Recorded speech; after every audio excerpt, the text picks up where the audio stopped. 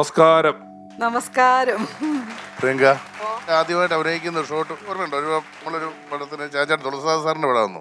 പക്ഷേ ഈ ആദ്യമായിട്ട് അഭിനയിക്കുന്ന ഞാൻ അപ്പോഴേ തോന്നിയിട്ടുണ്ട് നമുക്കൊക്കെ വളരെ പെട്ടെന്ന് അത് ക്യാച്ച് ചെയ്യുകയും വളരെ ഭംഗിയായിട്ട് പ്രിയങ്ക ഷോട്ടിൽ അഭിനയിക്കുകയും ചെയ്തായിരുന്നു. എനിക്ക് തോന്നുന്നു പ്രിയങ്ക പിന്നീട് ആളുകൾ പല റോളുകൾക്കും വിളിക്കുന്നത് വളരെയധികം ഈസി ആയിട്ട് പറയുന്ന കാര്യങ്ങൾ മനസ്സിലാക്കി ചെയ്യാനുള്ള ഒരു കഴിവ് കൊണ്ട് തന്നെയായിരുന്നു. അല്ല, ഒരുപാട് നല്ല ക്യാരക്ടേഴ്സ് ചെയ്യാൻ പറ്റിയില്ലേ ഞാനതാണ് നമ്മളിപ്പം ഡയനെ വിളിക്കുമ്പോൾ നമ്മൾ ഇവിടെ വന്നിട്ടുള്ള ഒരുമിക്ക ആൾക്കാരെയും നമ്മൾ ആദരിക്കാൻ തിരഞ്ഞെടുക്കുന്നതിന്റെ ഒരു മാനദണ്ഡം അവർ മലയാളികളെ എന്തെങ്കിലും ഒരിക്കലെങ്കിലും ചിരിപ്പിച്ചിട്ടുണ്ടോ എന്നുള്ളതാണ്. പക്ഷേ പ്രിയങ്കയുടെ ഒരു കരിയറിലെ ലിസ്റ്റ് നോക്കിക്കഴിഞ്ഞാൽ ഒരുപാട് മികച്ച കഥാപാത്രങ്ങൾ പല സിനിമകളിലും ചെയ്തിട്ടുണ്ട്. ഏതോ ഒരു പോയിന്റിൽ നിന്നാണ് നമ്മൾ ഈ പറയുന്ന കോമഡിയിലോട്ടൊക്കെ തിരിഞ്ഞു വന്നിട്ടുള്ള ഒരുപാട് നല്ല കഥാപാത്രങ്ങൾ ചെയ്തിട്ടുള്ള ഒരു മലയാള സിനിമയുടെ ഒരു പ്രത്യേകതര ഒരു കാലഘട്ടത്തിൽ, അതായത് മമ്മൂക്ക, ലാലേട്ടൻ, ജയറാമേട്ടൻ അങ്ങനെ ഒരു കോമ്പിനേഷൻ നിൽക്കുന്ന സമയത്ത് തന്നെ ജഗദീഷ് ഏട്ടനും സിദ്ദിഖ് ഏട്ടനും ഒക്കെ നായകന്മാരായി. ഒരിടത്ത് ജയറാം, മുകേഷ് ഏട്ടൻ, അങ്ങനെ ഒരിടത്ത് മമ്മൂക്ക, ലാലേട്ടൻ, സുരേഷ് ഏട്ടൻ, അങ്ങനെ അങ്ങനത്തെ ഒരു കോമ്പിനേഷൻ സമയത്താണ്. മേലെപ്പറമ്പിലാൻ വീട് എന്ന് പറയുന്ന സിനിമയിലെ കഥാപാത്രം എടുത്തു കഴിഞ്ഞാൽ നമുക്ക് തമിഴ്ത്തിയാന്നേ തോന്നുള്ളൂ. മലയാളിയാന്നുള്ളത് ആ സിനിമ കണ്ടാലും നമ്മൾ ഒരിക്കലും പറയത്തില്ല. കനകാമ്പര പൂവൊക്കെ ചൂടി. ഞാൻ ഈ സുകുമാരി ചേച്ചിയെ പറ്റി ഞാൻ എപ്പോഴും പറയും, നല്ല തട്ടമൊക്കെ ഇട്ട് മലപ്പുറം ഭാഗത്ത് കൊണ്ടത് നല്ലൊരു ഉമ്മച്ചയായിട്ട് അഭിനയിക്കണോ? ഓക്കെയാണ്. സിസ്റ്ററായിട്ട് അഭിനയിക്കണോ? നല്ല അമ്മാളായിട്ട് ഇടത്തോട്ട് സാരി എടുത്തിട്ട് തമിഴ്നാട്ടിൽ പോയി അഭിനയിക്കണോ? നിങ്ങൾ എന്ത് കോസ്റ്റ്യൂം കൊടുത്താലും എന്ത് ക്യാരക്ടർ ചേരുന്ന ഒരാൾ. ഇത് പറഞ്ഞപ്പോഴത്തെ ഇമ്മാനുവൽ എന്ന് പറഞ്ഞ മമ്മൂക്കയുടെ സിനിമയുടെ സെറ്റ് ഞാൻ നോക്കുമ്പോ സുകുമാരി ചേച്ചി തട്ടമൊക്കെ ഇട്ട് വന്നേക്കുക. പക്ഷെ രാവിലെ അമ്പലത്തിൽ പോയി കുറി വാങ്ങിക്കാൻ മറന്നുപോയി. അയ്യോ, ഞാനിവിടുത്തെ എടുത്ത ഉമ്മയാന്ന് ചോദിച്ചു. അതായത് അയ്യോ മോനെ മറന്നുപോയെന്ന് പറഞ്ഞിട്ട് ഒരുപാട് വിധത്തിലും തരത്തിലുമുള്ള വേഷങ്ങൾ സിനിമകളിൽ ചെയ്തു. പിന്നെ ഒരു പോയിന്റിൽ ഈ കോമഡി ചെയ്യാൻ പറ്റുമെന്ന് കണ്ടുപിടിച്ചത് ആരാണ്? അത് സത്യം പറഞ്ഞാൽ കണ്ടുപിടിച്ചതൊന്നുമല്ല. ഇപ്പൊ മേലപ്പറമ്പിൽ ആൺവീട് എന്ന് പറഞ്ഞാൽ ഞാൻ ഒടുവിൽ ഉണ്ണികൃഷ്ണന്റെ മോളായിട്ട് ഒരു എന്താ പറയാ ജയറാം സ്നേഹിക്കുന്നതും അങ്ങനെയൊക്കെയുള്ള ഒരു സംഭവമായിരുന്നു. പക്ഷെ അത് കഴിഞ്ഞ് ഞാൻ നോക്കുമ്പോൾ ഞാൻ അഭിനയിക്കുന്ന കൂടെ വരുന്ന ആൾക്കാരെല്ലാം ഒന്നെങ്കിൽ ഇന്നച്ചനായിരിക്കും, അല്ലെങ്കിൽ അമ്പിളിച്ചേട്ടനായിരിക്കും. അങ്ങനെ കോമഡി ചെയ്യുന്ന ആൾക്കാർ വന്നു. നമ്മളിപ്പോൾ അഭിനയിക്കുന്നത് നമ്മുടെ ഓപ്പോസിറ്റ് നിൽക്കുന്ന ആൾ കോമഡി ചെയ്യുമ്പോൾ നമ്മളും അതിൻ്റെ കൂടെ. ഇപ്പൊ അമ്മാമ്മയും തന്നെ നിങ്ങൾക്കറിയാം, അതൊരു കോമഡി ആയിട്ടൊന്നും അല്ല, പടത്തിലല്ലേ നിങ്ങൾ കണ്ടിട്ടുണ്ടാവും. ത്രൂ ഔട്ട് മാധവി എന്ന് പറഞ്ഞൊരു ക്യാരക്ടർ എനിക്ക് ഇഷ്ടപ്പെട്ട ഒരു ക്യാരക്ടർ. അത് മാന്നാർ മത്തായാലും എനിക്ക് കൂടെ ശകുന്തള ഒരു കോമഡി ആണോ എന്ന് എനിക്കറിയാം. പക്ഷെ കൂടെ വന്നിരിക്കുന്ന നമ്മൾ അഭിനയിക്കുന്ന ആൾക്കാരെല്ലാവരും കോമഡി ചെയ്യുന്നതാകുമ്പോ അത് നമ്മൾ മാന്നാർ മത്തായിൽ കാണുന്നത് സ്റ്റേജിലെ നാടകത്തിൽ അഭിനയിക്കുന്ന ഒരു ശകുന്തള എന്ന് പറയുന്ന നടി പെട്ടെന്ന് സീരിയൽ കിട്ടിയിട്ട് സീരിയലിലോട്ട് അഭിനയിക്കാൻ പോകുന്നതായിട്ടാണ്. പക്ഷെ സ്റ്റേജുമായിട്ട് പ്രത്യേകിച്ച് ഒരു ബന്ധം ഉണ്ടായിരുന്നില്ലല്ലോ. നേരിട്ട് ആക്ടിങ്ങിലല്ലേ വന്നത്? ഞാൻ സത്യമായിട്ടും തുറന്നു തന്നെ പറയാം, എനിക്ക് കലാപരമായിട്ട് യാതൊരു അറിവോ ഒരു ബന്ധവും ഇല്ല. സ്റ്റേജിൽ പോയിട്ടില്ല, ഡാൻസ് അറിയാമില്ല. പിന്നെ പഠിച്ചു കലാമണ്ഡലം നമ്മുടെ സുമതിയുടെ അടുത്ത് പഠിച്ചു. പക്ഷെ 2 ദിവസം കൊണ്ട് നിർത്തി, കാലുവേദന വന്നപ്പോ ഞാൻ പഠിച്ചു.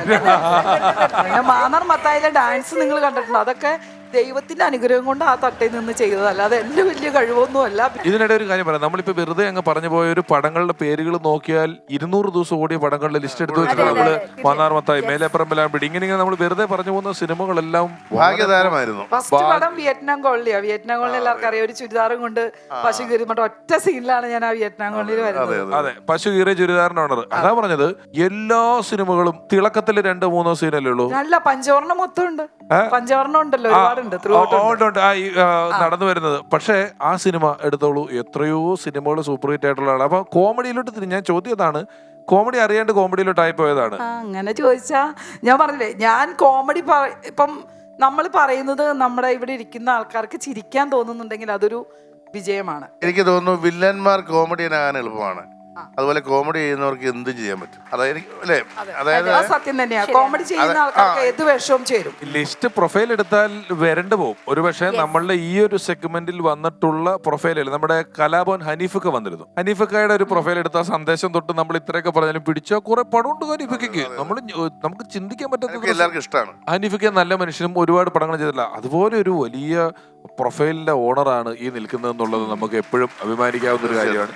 പിന്നെ യാദൃശ്യമായിരിക്കാം, ഭർത്താവ് ഒരു ഹാസ്യം എഴുതുകയും അതിന്റെ പിന്നണി പ്രവർത്തിക്കുകയും ഒക്കെ വളരെ ശക്തമായിട്ട് ചെയ്യുന്ന ഒരാളാണ്. എഴുത്തുകാരനും കോമഡി പരിപാടി ഒക്കെ ചെയ്യുന്ന ഒരാളാണ്. അതൊക്കെ പരിഭവം പാർവതി നിങ്ങൾക്ക് അറിയാമായിരിക്കും, ഒരു പ്രോഗ്രാം ഉണ്ട്. പരിഭവം പാർവതി പുള്ളി റീറൈറ്റ് ചെയ്യാൻ വേണ്ടി എഴുതാൻ വന്ന് അങ്ങനെ റീറൈറ്റ് ചെയ്ത് എന്തൊക്കെയോ എന്റെ ഈ സ്മാർട്ട്നെസ് ഒക്കെ കണ്ടിട്ടായിരിക്കാം. ഉണ്ട്. ഞങ്ങള് എനിക്ക് തോന്നുന്നു 2003-ലോ 2004-ലോ ഒക്കെ ഒരു ടെലിവിഷൻ പരിപാടി ഷൂട്ട് ചെയ്യുന്നുണ്ട്. അത് ആലപ്പുഴ ഉദയ സ്റ്റുഡിയോയിലാണ്. ഉദയ സ്റ്റുഡിയോയിൽ ഷൂട്ട് ചെയ്യുമ്പോൾ പ്രേം നസീർ താമസിച്ച മുറി, വയലാറിൽ എഴുതിയ കസേര, ഇങ്ങനെയൊക്കെയുള്ള കാര്യങ്ങളൊക്കെ ഉണ്ട്. അപ്പൊ രാത്രി സമയങ്ങളിൽ ഈ പ്രിയങ്കയുടെ ഭർത്താവ് അനൂപും ഇങ്ങനെ ചെറിയ ഫോൺ വിളി തുടങ്ങിയിട്ടുണ്ട് ആ സമയത്ത്. അപ്പൊ അവിടെ ഒരു ഊഞ്ഞാലുണ്ട്, തുരുമ്പ് പിടിച്ചൊരു ഇരുമ്പൂഞ്ഞാലുണ്ട്. അപ്പൊ എല്ലാ ദിവസവും ഒരു 3 മണിക്ക് ഈ ഊഞ്ഞാലാടുന്ന ശബ്ദം. എനിക്ക് ഉറക്കമില്ല, ഊഞ്ഞാലാടുന്നു. ഇത് തന്നെ ഊഞ്ഞാലാടുകയാണെന്നോർത്ത് ഒരു ദിവസം ഞാൻ 2 കൽപ്പിച്ച് ജനല് തൊളയെ കൂടെ നോക്കുമ്പോൾ നമ്മളൊക്കെ ഉറങ്ങി കഴിയുമ്പോൾ ഇവൻ ഫോൺ എടുത്തിട്ട് ഒരു 3 മണിയാകുമ്പോ ഊഞ്ഞാലിൽ ആടിയിരുന്ന് വിളിക്കുന്ന പറഞ്ഞിട്ട്. അതാ റിലയൻസ് ഫോൺകാർ കുറച്ച് സൗകര്യം പ്രീ കോൾസ് തന്നു. അപ്പൊ പിന്നെ നമ്മൾ കഥകളൊക്കെ ഇങ്ങനെ പറഞ്ഞുകൊണ്ടിരുന്നത് മാത്രമേ. പക്ഷെ ഇവരാരും ഒരിക്കലും പ്രതീക്ഷിച്ചിട്ടില്ല. എന്നോട് ചോദിക്കും, ഇതാരാണ് പ്രിയങ്ക ഇങ്ങനെ സംസാരം? അതൊരു ഗൾഫിലെ ഒരു കല്യാണം. അല്ല, ഇവൻ നമുക്ക് സ്ക്രിപ്റ്റ് എഴുതുമ്പോ ഒരു വേഷം എഴുതുമായിരുന്നു. നമ്മുടെ സ്കിറ്റ് എഴുതി കഴിഞ്ഞപ്പോ അവസാനം നമ്മൾ സ്കിറ്റ് എഴുതിയിട്ട് ഷോയിൽ വേണ്ടി ഇങ്ങനെ കാസ്റ്റ് ചെയ്യുമല്ലോ. അപ്പം ഇവൻ ഓൾറെഡി ഒരു 2-3 സാധാരണക്കാരുടെ പേര് കൊടുത്ത് പ്രിയങ്കയെന്ന് കാസ്റ്റ് ചെയ്ത് വെച്ചിട്ടുണ്ടോ, ഇവൻ എഴുതി വെച്ചിട്ടുണ്ടോ ഇതിനകത്ത്. നമ്മൾ അപ്പൊ വിളിക്കും, പരിപാടിക്ക് വിളിക്കും. പക്ഷെ പിന്നീടാണ് നമ്മൾ സ്ക്രിപ്റ്റ് എന്റെ പേര് വിളിച്ചാൽ തന്നെ അത് കട്ട് ചെയ്തേക്കട്ടെ, അവള് വേണ്ടെന്ന് പറയും. സ്റ്റേജ് അറിവില്ല, ഇതില്ല. അപ്പം ഈ പറഞ്ഞ ഇപ്പൊ ഫസ്റ്റ് പടം വിയറ്റ്നാം കോളനിയിലോട്ട് ഒരു എത്തിയ വഴി എങ്ങനെയായിരിക്കും? എനിക്കറിയില്ല, ബാക്കി എല്ലാവരുടെയൊക്കെ എനിക്കറിയാം. ഞാൻ ഇത് ആദ്യമായിട്ട് കേൾക്കണം. വിയറ്റ്നാം കോളനിയിൽ വന്നത് വിയറ്റ്നാം കോളനിയിലേക്ക് എത്തിയെന്ന് വെച്ചാൽ ഞാൻ ബാലേന്ദ്ര മേനോൻ സാറിന്റെ ഹലോ എന്ന് പറഞ്ഞൊരു ടെലിഫിലിമിനാണ് ശരിക്കും ഞാൻ അഭിനയിക്കാൻ ചെന്നതേ അല്ല. അന്ന് അദ്ദേഹം നല്ല പോലെ ഒരുപാട് പടങ്ങൾ ചെയ്തുകൊണ്ടിരിക്കുമ്പോൾ കാണാനുള്ള ആഗ്രഹം കൊണ്ട് ആരാധനയോട് കൂടി ഒന്ന് കാണാൻ ചെന്നതാണ്. അപ്പോൾ പൂജപ്പുരയിൽ കല്യാണത്തിന്റെ ഫംഗ്ഷൻ ഉണ്ടായിരുന്നു. അപ്പം ഞാൻ പോയി ചെന്ന് കണ്ടപ്പോൾ ഞാൻ പാവണി ബസ്സൊക്കെ ഇട്ട് വളരെ ഇതായിട്ട്, ഞാൻ അധികം വലിയ ഇതുപോലെയൊന്നും അല്ല, വളരെ സൈലൻ്റായിട്ട് നിൽക്കുന്ന ഒരാൾ തന്നെയാണ്. ചെന്നു അദ്ദേഹത്തിനെ കണ്ടു ഇങ്ങനെ നമസ്കരിച്ച് ഒക്കെ നിന്നപ്പോൾ പറഞ്ഞു, എന്നോട് ചോദിച്ചു, ഇവിടെ അഭിനയിക്കുമോ ചോദിച്ചു. ഞാൻ പറഞ്ഞു, ഞാൻ അഭിനയിക്കുമെന്ന് പറഞ്ഞു. അപ്പോൾ അഭിനയിക്കുമോ? അന്ന് ഇപ്പോൾ വൈഫിനെ വിളിച്ച് പറയാം, അവിടെ പോയിട്ടൊരു സീൻ ചെയ്യാൻ പറഞ്ഞു. അങ്ങനെ ഞാൻ ഈ ടെലിഫിലിമിലാണ് ആദ്യമായിട്ട് പോയി. അത് ആ അഭിനയിക്കേണ്ട സീൻ ശരിക്കും പറഞ്ഞാൽ ദോശ കരിഞ്ഞു പോയിട്ട് വെപ്രാളം കൊണ്ട് ഫോൺ അറ്റൻഡ് ചെയ്യുമ്പോൾ ദോശ, അങ്ങനെ ഒരു ടെലിഫിലിമായിരുന്നു. അത് കറക്റ്റ് എനിക്ക് അഭിനയിക്കേണ്ടി വന്നില്ല. ഈ വെപ്രാളം മുഴുവൻ ഉള്ളതുകൊണ്ട് അത് കറക്റ്റ് ടേക്ക് ഓക്കെ ആയി.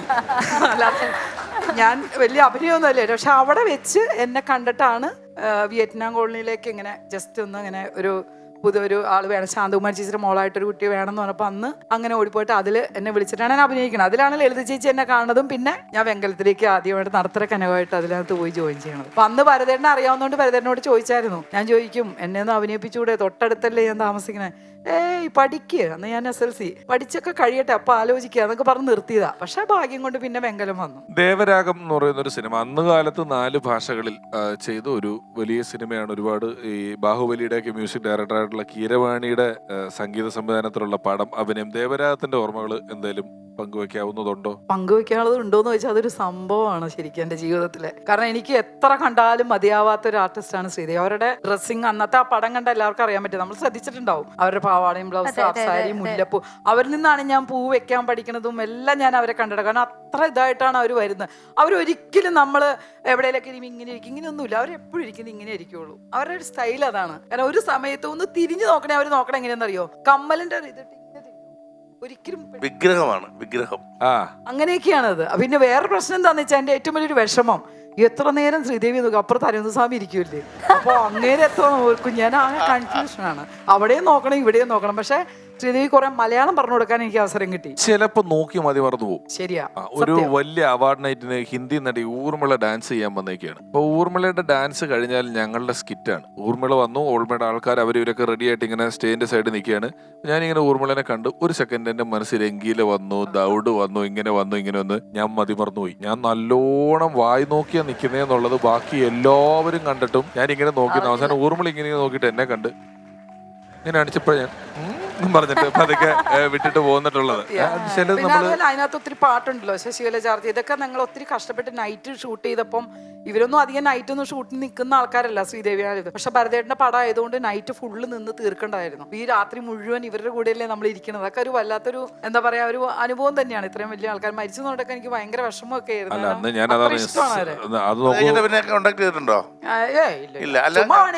അവര് വിളിക്കാറുണ്ട് കേട്ടോ എന്നെ എപ്പോഴും. ഇതിനിടയിൽ ഔട്ട് ഓഫ് ദ ബോക്സ് വേറൊരു കഴിവ് ഡയാന, ഞാൻ ഇത് കണ്ടിട്ടുള്ളതാണ്, TV പ്രേക്ഷകരും കണ്ടിട്ടുള്ളതാണ്. ഏത് അക്ഷരം പറഞ്ഞാലും പാട്ട് പാടും. അയ്യോ, അത് ഈ നിങ്ങളെല്ലാരും എല്ലാരും കേട്ടിട്ടുണ്ടായി. എപ്പോഴും പറഞ്ഞു അല്ല എന്നാലും ചില സാധനങ്ങള് ചില അത് വേറെ ഒന്നും കൊണ്ടല്ല. വിഷുവിന്റെ കൂടെ ഞാൻ സ്റ്റേജ് പ്രോഗ്രാമിന് വന്നിട്ടുണ്ട്, ഓർമ്മയുണ്ടോ? നമ്മൾ പറയുന്നത് എനിക്ക് നല്ല ആ മനസ്സിൽ എന്നും ഉള്ളതാ. ഈ സ്റ്റേജ് പ്രോഗ്രാമിന് പോകുമ്പോൾ ശരിക്കും നമ്മൾ ചെന്ന് നിന്നിട്ട് നമസ്കാരം, ഇവിടെ വന്നതിലൊക്കെ സന്തോഷമുണ്ട്, നിങ്ങളെ കാണാൻ സാധിച്ചത് സന്തോഷം, അങ്ങനെ എങ്ങനെ എന്നിട്ട് അങ്ങ് പോകും. കാശും മേടിക്കാൻ നമ്മൾ ആ വഴിക്ക് ഇറങ്ങി പോകും. ഒരു ദിവസം ഇറങ്ങി പോയപ്പോൾ ഒരു സങ്കടം വിളിച്ചിട്ട് എന്തുവാ ഇത്, നിങ്ങൾ വരിക ഈ 2 വാക്കുവരെ കാശ് മേടിച്ചോണ്ട് പോവാ, നിങ്ങൾക്ക് വല്ല പെർഫോമൻസ് ചെയ്തുകൂടെ? ഇപ്പൊ എന്നെ അതിനല്ല വിളിച്ചിരിക്കുന്നത്. എൻ്റെ അടുത്ത് പ്രിയങ്ക വന്ന് വിളക്കൊടുത്ത് ഗസ്റ്റ് ആയിട്ട് പോയാൽ മതി എന്ന് പറഞ്ഞപ്പോൾ എനിക്ക് സ്കിറ്റ് ചെയ്യാൻ പറ്റുമോ? അപ്പൊ ഞാൻ വിചാരിച്ചു ആ പാട്ട് എന്തെങ്കിലും തലയ്ക്കകത്ത് വേറെ അധികം ഒന്നും ഇല്ലാത്തതുകൊണ്ട് കുറച്ച് അക്ഷരങ്ങൾ കയറ്റി വെച്ചിട്ടുണ്ട്, അത്രേ ഉള്ളൂ. ഏതക്ഷരം എപ്പോ ചോദിച്ചാലും ഞാൻ പാടും, അത് മാത്രം. അത് ഇനിയിപ്പോ എങ്ങനെയാന്ന് കുറെ നാളായി. അത് ഏതക്ഷരം ചോദിച്ചാലും പാടും. രാരീരം രാരോ കാട് കറുത്ത കാട് പാതിരവായി നേരം മാനസേശ്വരി മാപ്പു തരും ലജ്ജാവതിയെ നിന്റെ കള്ളക്കട കണ്ണിൽ നാണമകുന്നു മേനി നോകുന്നു